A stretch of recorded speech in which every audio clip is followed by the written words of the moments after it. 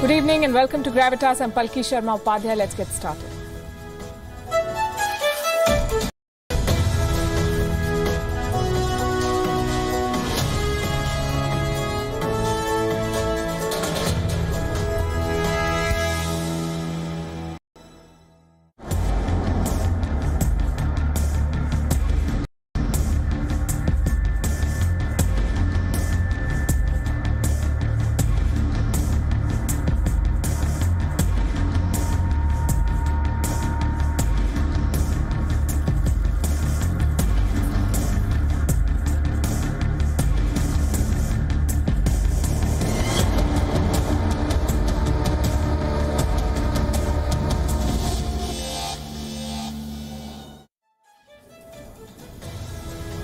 Tonight, our cover story is about a private company, Microsoft.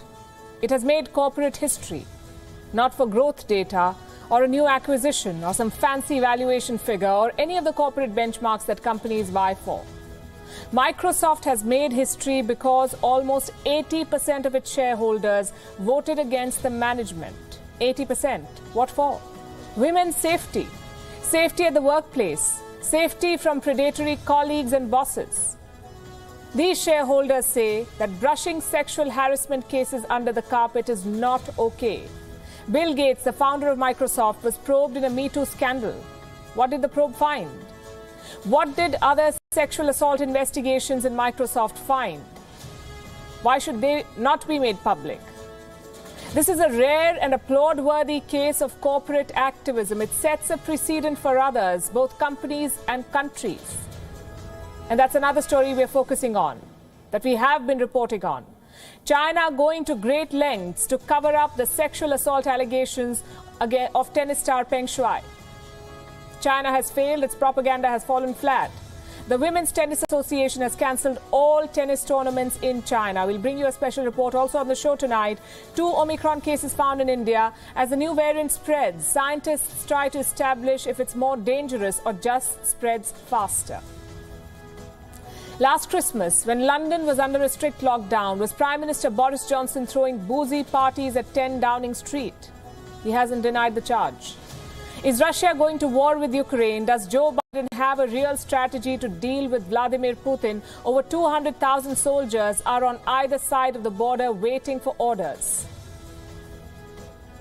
And this is an incredible story. A woman says she should never have been born.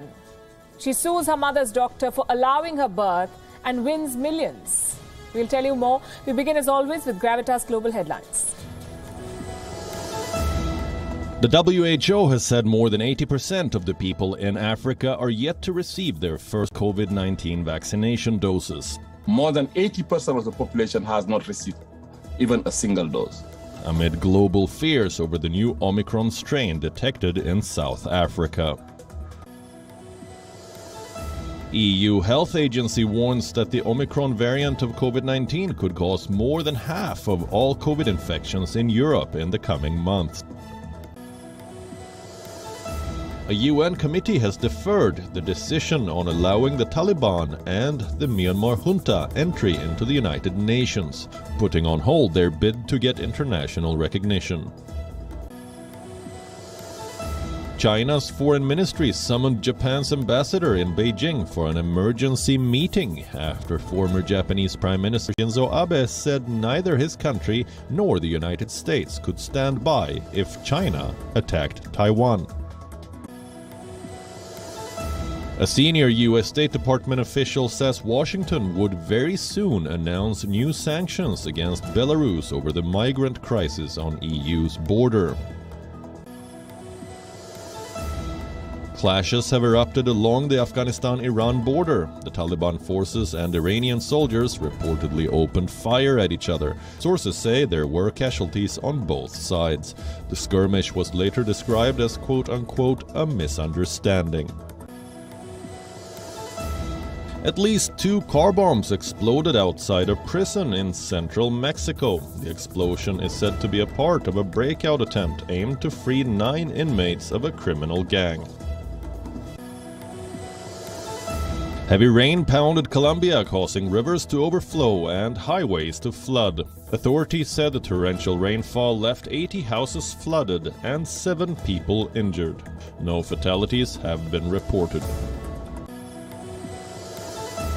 The top 3 in the English Premier League have pulled 7 points clear of the chasing pack after midweek victories. Chelsea maintained their 1-point lead at the summit of the standings with a 2-1 win against Watford, while defending champions Manchester City had a similar scoreline against Aston Villa to stay in second place. Liverpool are a point further behind in third with a 4-1 thrashing of Everton in the Merseyside derby. Jamaica's Elaine Thompson-Herah has been selected by World Athletics as their Female Athlete of the Year. Thompson-Herah became the first woman to win back-to-back Olympic gold medals in the 100 meters and 200 meters, while also setting the second fastest times ever in both events. Norway's Karsten Warholm won the men's award after twice breaking the 400-meter hurdles world record, including in the Olympic final.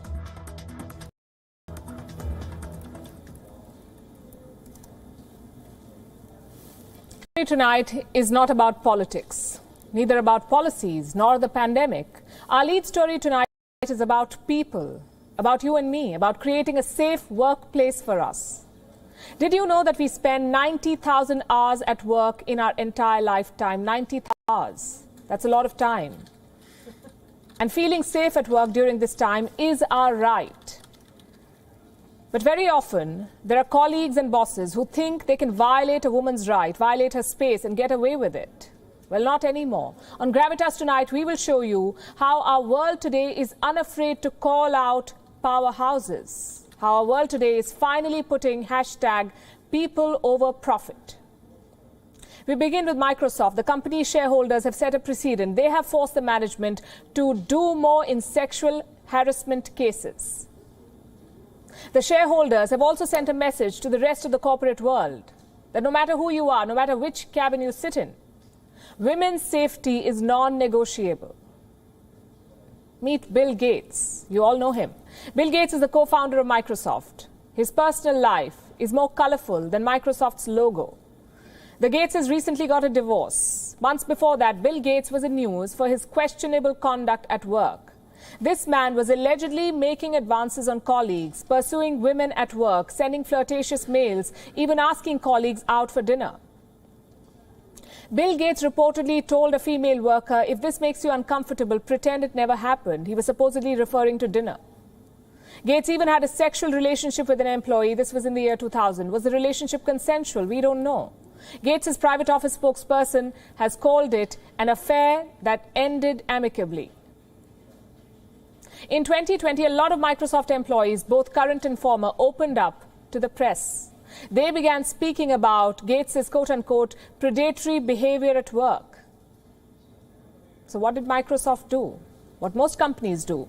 When informed about sexual harassment, they order a probe, an investigation. It sounds serious, pretty fancy, but it's riddled with loopholes and comes with enough room for biases. Soon Bill Gates stepped down from Microsoft's board to show the world that he was allowing a fair probe, that investigation is now complete. But we don't know what came out of it. What did the probe find?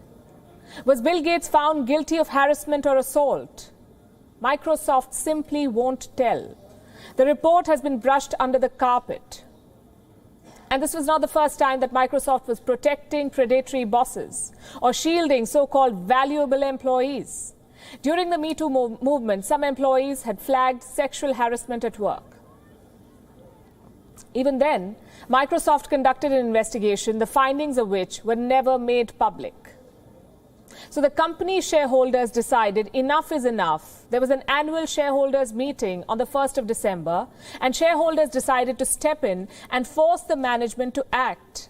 They approved a proposal asking the company to reveal more about what the probe on Bill Gates found, what investigations on other employees found, how Microsoft handled the sexual harassment cases. The shareholders want all of this detailed in a report. The management is obviously not happy. because this is a direct hit on the company's reputation, its credibility. Before the meeting, Microsoft had asked the shareholders to vote against the proposal. Instead, nearly 80% of the shareholders decided to vote against the management. Nearly 80%. This is being called a rebellion. A rare rebellion within Microsoft. A fallout like this has not been seen in 21 years. And what's even more important is that this discord does not involve money or power or expansion or strategy or any of those decisions. This is about women's safety. I could call this a landmark protest, except that it would be underselling it.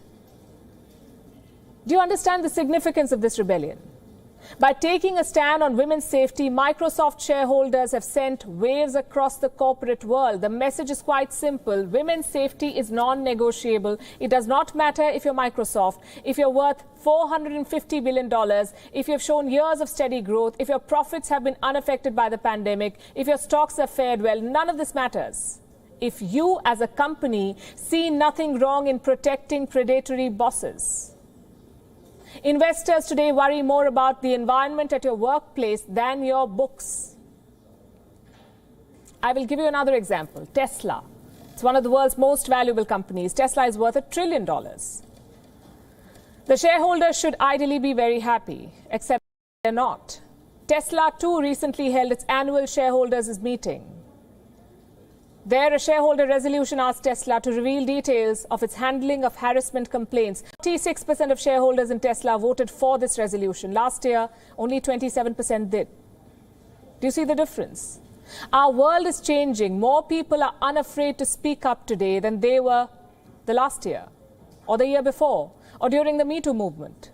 Today, the world is ready to punish men in power who think they can get away with harassment. Today, shareholders are not shy of rocking the boat of a powerful company, of taking a stand against powerful men who they think that they can get away with lewd comments, sending winks on text messages, forcing themselves on colleagues. Well, not anymore.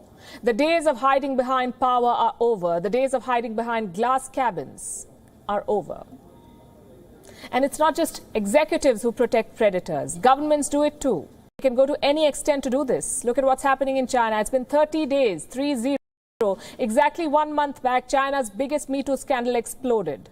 China's tennis superstar Peng Shuai exposed this man, Zhang Gaoli, the former vice premier of China. Peng Shuai said that Zhang Gaoli had sexually abused her.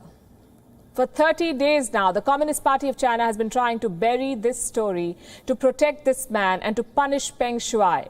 She has not spoken about the allegations again. She has not posted on social media again. She disappeared from the public eye and is being held hostage by the Chinese state. At least that's how the Women's Tennis Association sees it.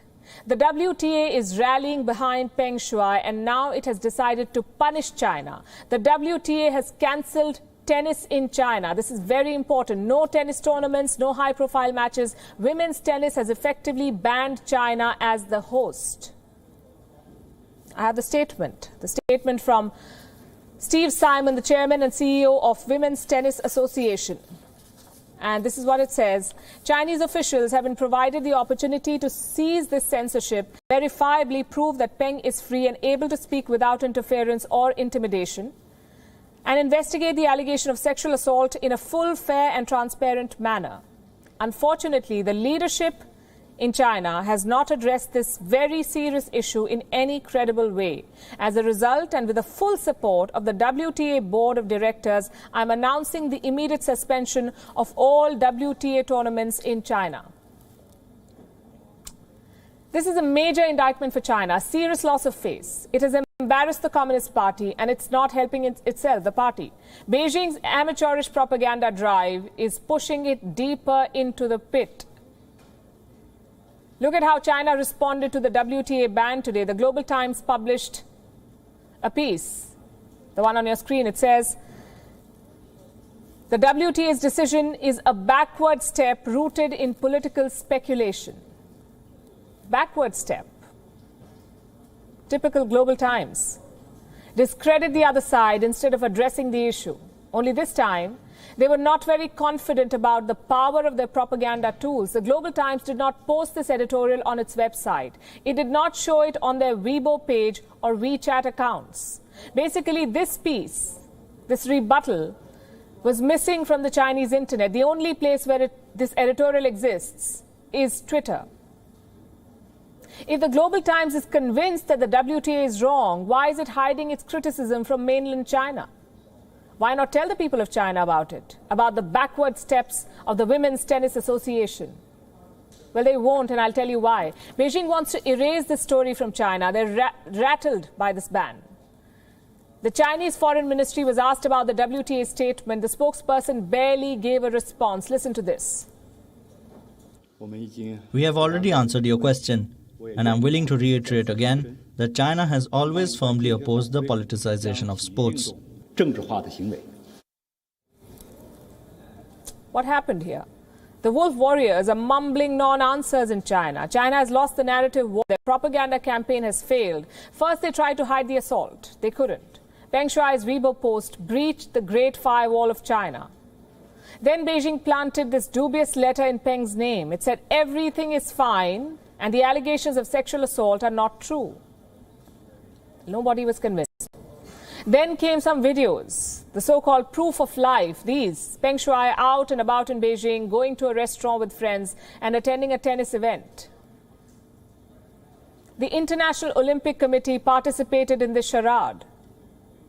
They said that they had a video call with Peng Shuai.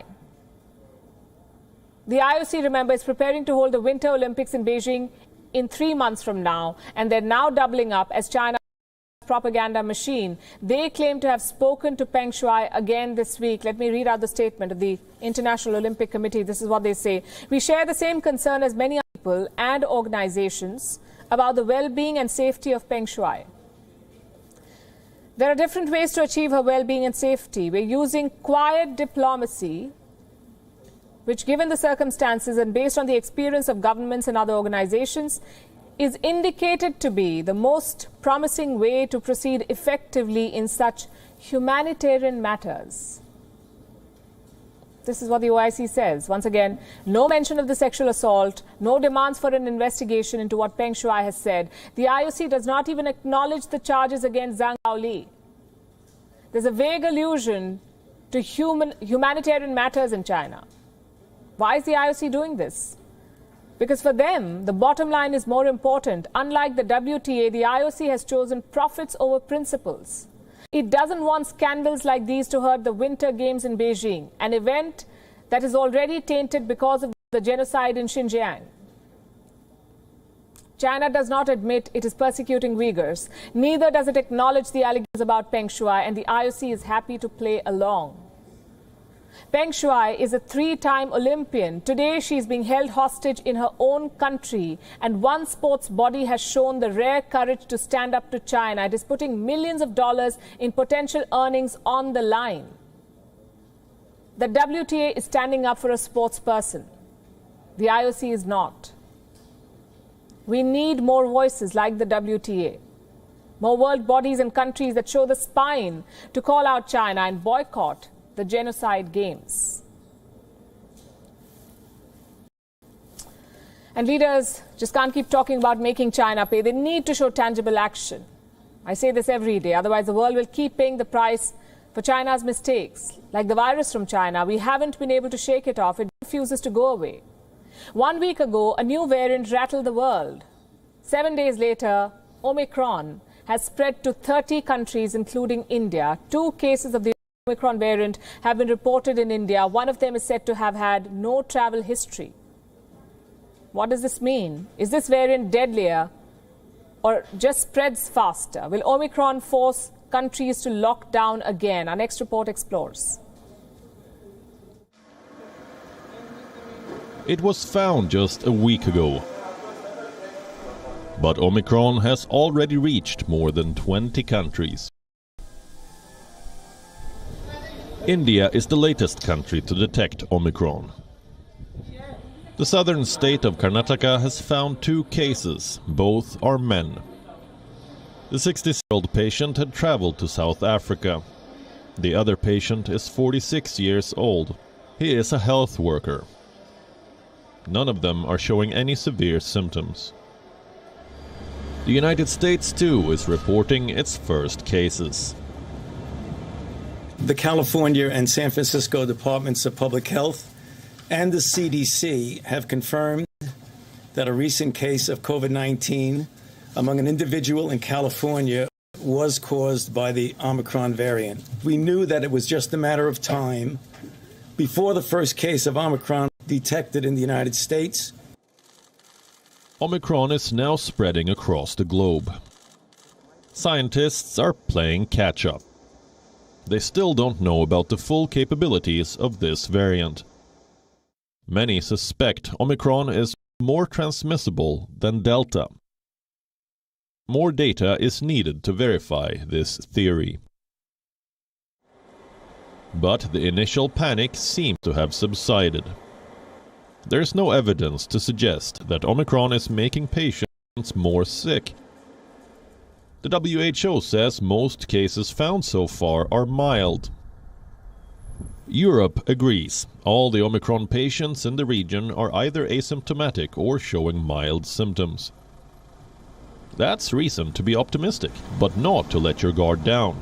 South Africa is still struggling to contain Omicron. The variant is driving up new infections. On Tuesday, South Africa detected 4,300 new cases. These numbers doubled in 24 hours. Some 8,500 new infections were recorded on Wednesday. South African experts believe the virus is now escaping the immunity from previous infections. Previous infection used to protect against Delta, and now with Omicron it doesn't seem to be the case. We believe that vaccines will still, however, protect against severe disease because we've seen this decrease in protection using vaccines with the other variants, but the vaccines have always held out to prevent severe disease and admission into hospitals and death. A new variant often brings with it a lot of questions.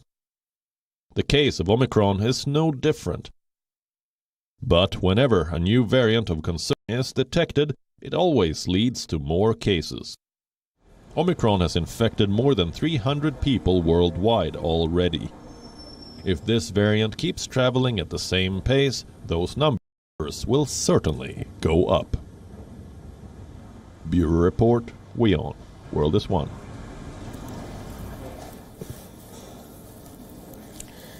Let me take you back to last winter. Britain was gripped by a second wave of the Wuhan virus. It was a hushed holiday season. No parties, no family reunions, no celebrations, except in one rather special location, number 10 Downing Street, where the British Prime Minister lives. While the whole of London was locked down, number 10 was partying. And from what we hear, it was a rager. Several dozen people were invited. They played party games, ate all kinds of food, downed themselves in booze, and partied well beyond midnight. Remember, these were not some college kids looking for a good time. These were public officials, the same people who put the rest of Britain under lockdown while they were partying. Guess rules don't apply to those who make them. And this party was not a one-off. It happened twice, on November 27th and then again on December 18th. And during both the times, Britain was under strict restrictions. In November, both indoor and outdoor meetings were banned, and in December, London was under a Tier 3 lockdown. That's the strictest level of curbs. Now, you know how a party works. If everything goes well, everyone brags about attending it. If things go downhill, everyone looks at the host. In this case, British Prime Minister Boris Johnson, the host. What was he thinking? Packed parties in the middle of lockdown. Apparently, the Prime Minister attended the first one in November. He made a speech even. He talked about how crowded the place was. So what did he do about it? Well, nothing.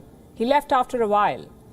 For almost a year, these parties were kept a secret, but now people are coming out. People who worked at number 10, people who attended these parties, and they say this was a regular affair. Lockdown parties had become a thing at number 10.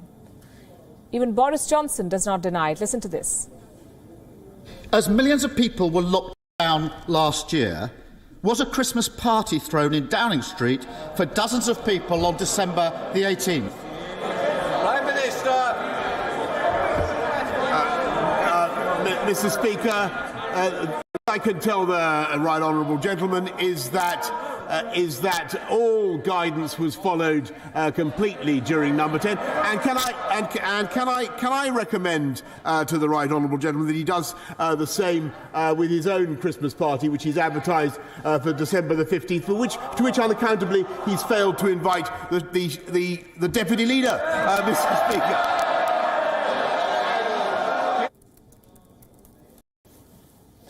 That's classic Boris Johnson. Turn and deflect. He doesn't deny hosting, but he says that all guidance was followed. Well, that's simply not possible. We're talking about December 18th, 2020. London was under a Tier 3 lockdown. Let me tell you what that means. No indoor meetings outside your family. No gatherings in outdoor venues like a private garden. And if you are in public, like a beach or a park, only 6 people can meet up. So how does the Number 10 party follow this guideline? It wasn't a beach, it wasn't just family, and it definitely was more than 6 people. If Boris Johnson cannot stop a party at his own house, how can he ask Britons to mask up or not visit family? What moral authority does he have? I'll take you back to November 24th, 2020. Boris Johnson was laying out his plans for Christmas. Just listen to the Prime Minister's advice. The virus has not gone away, and families will need to make a personal judgment about the risk of forming a bubble with or visiting elderly relatives and the vulnerable. 'Tis the season to be jolly, but 'tis also the season to be jolly careful. 'Tis the season to be jolly careful. That was Johnson's message. 2 days after he gave the speech, he attended the first party at Number 10. Just 2 days. Tackling this pandemic is all about getting the messaging right, and Boris Johnson has consistently got it wrong. He compared the Wuhan virus to the flu. He talked about letting the virus spread for herd immunity. So these parties should not surprise anyone. The question is, what is Boris Johnson's punishment? Lockdown violators are always fined, whether in India or Britain or the US. So will Boris Johnson be penalized, or does he get a prime ministerial pass? Well, there is certainly precedent for pulling up world leaders like Erna Solberg. In April 2021, she was serving as Norway's prime minister. For her 60th birthday, she organized a family party. 13 people were invited, but the government's rules only permitted 10. So the police asked the prime minister to pay a fine of $2,300. She apologized, she paid the fine, and she moved on. Some legal experts in Britain want similar treatment for Boris Johnson. They say that he should pay £10,000 in fine. But you see, this is not about fines. This is about accountability. This is about accepting your mistake and apologizing to your country.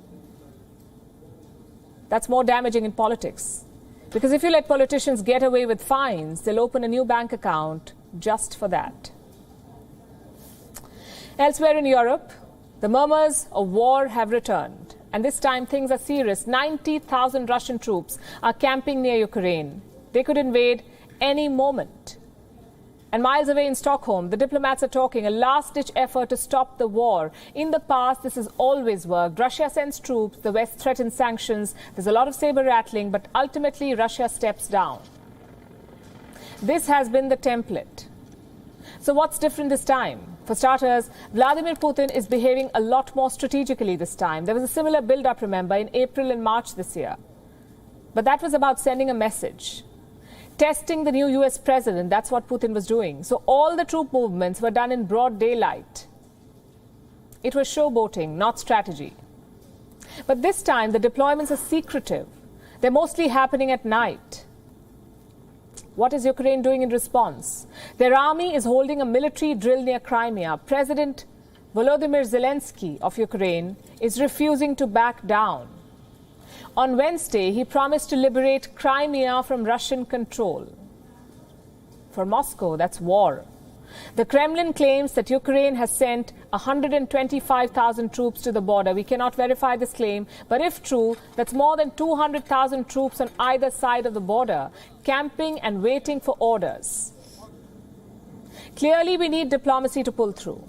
There were some positive signs in Stockholm. US Secretary of State Antony Blinken and Russian Foreign Minister Sergei Lavrov met briefly. In public, both leaders said they had the same message. We don't want conflict, they said. We, as President Putin stated, do not want any conflicts. But if our NATO partners have stated that no one has a right to dictate to a country that would like to join NATO whether it can do or not, we can say that every country is able to define its own interests to guarantee this security. It takes two to tango. And if our Russian friends are prepared to implement their commitments under Minsk, and our Ukrainian friends are as well, we will fully support that, and that is the best way to avert a renewed crisis in Ukraine. Don't fall for these statements. Russia and America have serious differences. For instance, Vladimir Putin does not want Ukraine to join NATO. And you can understand why. Nobody wants a rival bloc expanding at your doorstep. So what is Putin's plan for Ukraine? Even more problematic. Putin considers Ukraine to be a part of the Russian motherland, the long-lost province, as he sees it. He intends to conquer it. We saw part one of that mission in 2014 with Crimea. This Russian threat has pushed Ukraine closer to NATO. A NATO membership is like an insurance for them. It guarantees US military help if Russia invades. So basically we have a vicious political cycle. How do you break free from this? With talks. Russia is trying to organize a meeting between President Putin and Joe Biden. Apparently they're scheduling issues. There are scheduling issues. Their calendars are not matching, they say. Well, you would think that averting war is a pressing issue, not when political egos are involved. The last time Putin and Biden talked, they achieved almost nothing. They met, they clicked some pictures, and they left. There was nothing substantial. But perhaps that's exactly what we want right now, what we need right now. A standstill, if not peace. That's what the Minsk agreement is all about. You just heard Antony Blinken talk about it. The agreement was signed in 2015. It seeks to end the war between Russia-backed separatists and the government in eastern Ukraine. Here's what the agreement calls for: an immediate ceasefire, withdrawal of heavy weapons, talks on holding local elections, and release of all hostages and illegally detained people. These are the demands. But the Minsk agreement has failed to bring peace, mostly because Russia continues to meddle in eastern Ukraine. It continues to arm and fund the separatists. So the agreement works. You just need all the parties to stick to it. The meeting in Stockholm is a good step in that direction. What happens next depends on the top leadership. Joe Biden cannot keep gambling with Ukraine. He can't keep hoping that Vladimir Putin is bluffing. That's what his former boss did, Barack Obama. And he woke up one day to a Russian invasion in Crimea. Now, our next story is all kinds of weird. It's about a 20-year-old who won a lawsuit in England. She's all set to receive millions of dollars in compensation. Do you know what her complaint was? That she was born. That was her complaint. That she was born. This 20-year-old took her mother's doctor to court, sued him for poor medical advice, and returned with a fortune. What was the doctor's crime? Was the lawsuit justified? Our next report tells you.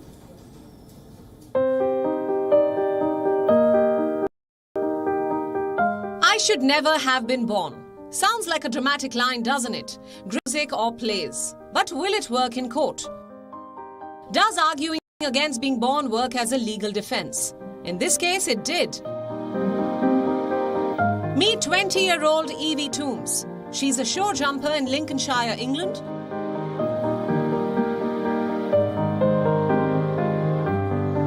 I haven't actually even seen the outside. Evie suffers from a birth defect called spina bifida.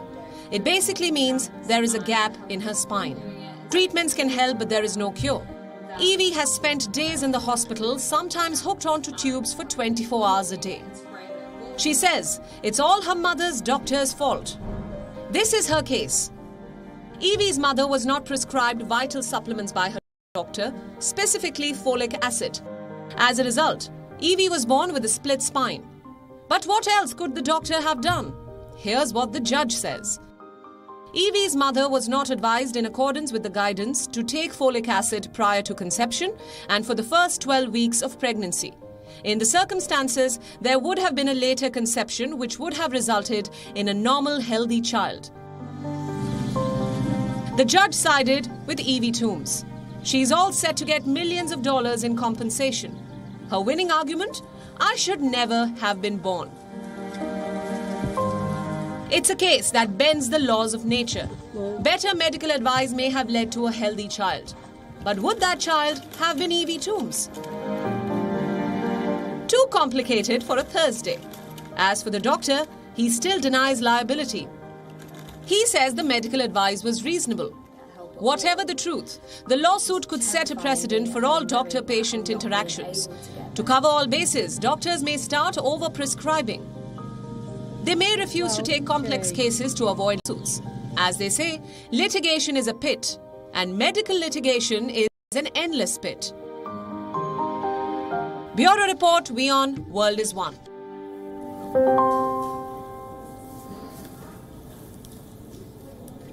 Speaking about endless pits, will Pakistan's economy collapse? It's a question we have asked often on the show, and we've told you how Islamabad is dangerously close to a default, and why Pakistanis should blame China for this mess. It's the Belt and Road debt trap that is bleeding Pakistan, but China is not the only creditor that Pakistan owes money to. It has borrowed from practically every major lender in the world. Consider these numbers. Pakistan has borrowed more than $9 billion from Chinese sources. These are loans from China's commercial banks and the Chinese government. In all, Pakistan owes China more than $24 billion. Beijing is the main creditor of Pakistan. Then we have Europe. Pakistan has raised $1 billion from the European market. It took a $1 billion loan from the International Monetary Fund or the IMF. These two loans of $1 billion each are due next year. Pakistan also owes more than $11 billion to the Paris Club. This is a group of 22 countries who lend money to other nations. The Paris Club. Over $33 billion are owed to multilateral donors. Another $12 billion must be paid in international bonds. Beyond China, Pakistan has taken money from the UAE and Saudi Arabia too, a total of $6 billion from both the countries. So how much does Pakistan owe in all? Pakistan's outstanding debt is well over $200 billion. The Western countries, kingdoms of West Asia, international financial institutions, everyone has given a loan to Pakistan. Why do they do this? Despite its poor economic outlook and clear affiliation to terrorist groups, why are global lenders still keeping Pakistan's economy afloat? The most obvious explanation is influence. Loans help all these creditors build influence in Pakistan, but world leaders have a bigger worry: Pakistan's nuclear arsenal. Allow me to read a tweet from earlier this year. This is what it says. It was from lawmaker Lindsey Graham. And it says, he was talking about the crisis in Afghanistan. Any sustainable solution in Afghanistan, he said, must include Pakistan. We must all remember Pakistan is nuclear armed, and there is a Pakistan version of the Taliban who wishes to topple the Pakistani government and military. Very complicated region and dangerous times. Well, this is the threat. In Pakistan, we have a dangerous mix of a powerful military and state-sponsored terrorist groups. Any form of instability could create a dangerous situation when nuclear weapons could fall into the hands of terrorists. So if Pakistan's economy were to collapse, it poses a threat to the entire world. And Pakistan knows this. And it doesn't hesitate in using this nightmare scenario to extract concessions. In 2001, George W. Bush had a similar fear. The United States had launched a war against Al-Qaeda after 9/11. There were fears that Al-Qaeda members could escape from Afghanistan to Pakistan, destabilize the country further, and take control of nuclear weapons. We don't know how genuine these fears were, But General Pervez Musharraf used this threat masterfully. He convinced Washington to back him. The United States banked on Pakistan for its war in Afghanistan. We all know how that turned out. The United States was humiliated in Afghanistan this year. What about Pakistan? They got $26 billion in aid from America.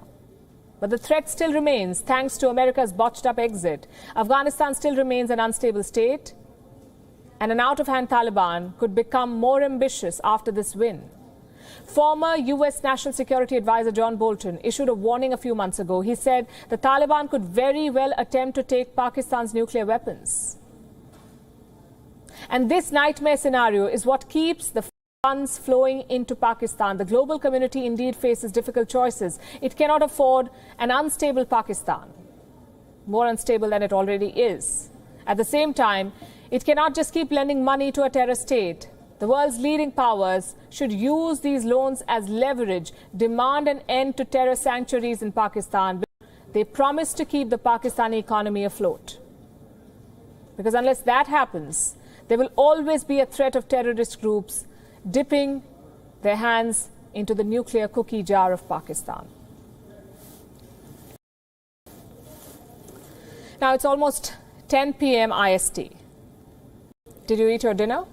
What did you eat? And did you know today what you eat defines you as much as who you vote for? In other words, food has become political. If you eat meat, you're cruel. If you eat dairy, you're heartless. If you eat vegetables, only vegetables, you're unscientific. And if you are vegan, well, you belong to another world. So what should you and I eat? That's actually a very tough question to answer. Some food items hurt the environment, some food items hurt our body, some hurt religious sentiments, and some hurt the marine ecosystem. So ideally, science and science alone should tell us what we should or shouldn't eat. But in the real world, society gets that say. Promote meat, and activists will shun you. Promote vegetables, and China will come after you. And I'm not even kidding. Let me tell you a story. This is a story of Zhang Jingchu and Tao Hong, both famous Chinese entertainers. Recently, the two actors appeared in a documentary where they promoted eating vegetables. These actors said eating vegetables is healthy while consuming meat is not environment friendly. Now, scientifically speaking, they aren't 100% wrong. While I don't know if vegetables alone can fulfill your nutrient requirement, what I do know is that meat is not the environment's best friend. And why just me? Most of us know this by now. Meat is linked to global warming, but a chicken dinner can also be hard to give up for many. Anyhow, let's get back to the story. These Chinese actors tried very hard to sell vegetarianism. First, they cited numbers. They said, and I'm quoting, if you eat that piece of beef, it's like driving a car for 60 kilometers and you can feed 30 vegetarians on the same piece of land while you can only feed one carnivore. Next, they tried to make vegetarianism cool. So they labeled greens as fashionable and meat as barbaric and destructive. Now, in all probability, these actors were paid to feature in the documentary, so they were doing their job and promoting vegetarianism for bread. But little did these actors know that their views will become a hot potato. Netizens in China decided to fry the actors for promoting veggies. They were accused of promoting Western ideas, butchered for selling an unhealthy lifestyle. Chinese state media Global Times had a feast covering this story. It sprinkled some hatred for America and added a generous serving of Chinese nationalism. I'm going to read out some lines for you from this article. Some extreme environmentalists in the West have a problem with people eating meat in China. This is what the Global Times is saying. Even claiming that every time a Chinese person eats a piece of meat, a puff of smoke rises from the Amazon forest. Shen Yi, a deputy director of the Fudan University Cyberspace Research Center, told the Global Times on Wednesday that Stars' calls for a vegetarian lifestyle represent blind worship of Western views and values. There's more, there's dessert. Several science channels also became mired in a controversy after they tried to persuade Chinese people to consume less seafood. Some netizens later found that there are some anti-China forces behind these channels. Later, netizens found former employees of one of their channels, Paperclip, had made anti-China comments on their overseas social media accounts. And one of them now works for the US Army Research Laboratory. Look how quickly that escalated. One moment we're talking about food. We're having a debate, a healthy debate about veggies versus meat. And then suddenly it becomes a China versus US debate. Words like anti-China forces are being dished out. And you're being served gossip on US Army Research Laboratory. Again, how did it all start? With food, something that none of us can do without. You know, earlier our relationship with food was vanilla. We humans were hunter-gatherers. We ate what we found locally. Today, an avocado travels halfway across the world. Octopus from Indonesia feature on menus globally. Dates from West Asia can be found in supermarkets across the world. Countries are fighting over ownership of food items. People are fighting over food choices. How hard is it to just let people be, or in this case, just let people eat? We say chew on it. We'll wrap the show, leaving you as always with Gravitas Images. Thanks for watching.